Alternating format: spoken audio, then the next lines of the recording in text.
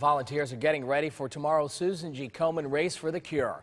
One of those taking part in the event, a woman who has recently undergone 2 major surgeries and still expects to run all 3 miles. NewsChannel 5's Katie Johnson has her inspiring story.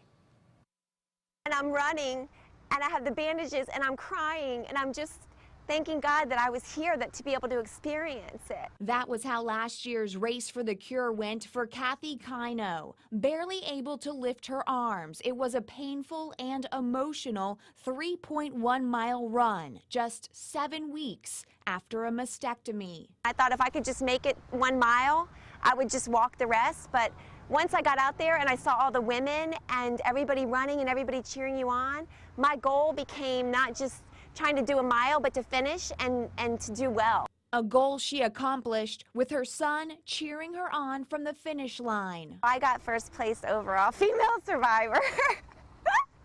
A huge accomplishment for Kathy, who once worked as a chaplain at Good Samaritan Hospital. It's the same place she learned she had cancer just months before. Being a chaplain at the hospital, I was the one praying for all the cancer patients and hospice patients. And then I became the patient. Almost a year later, Kathy was back in the hospital for another battle. Doctors removed tumors that grew in her abdomen and performed a hysterectomy. But complications with a drug caused internal bleeding. Everything in my body was shutting down. I was going into shock. I was sick. I was laying in the bed and there was nothing anybody could do. After 11 days in the hospital, she made it home. Now she's getting ready to run another race. I wanted to prove to my son that I'm going to be okay, that I will be here for a long time to be a mom to him.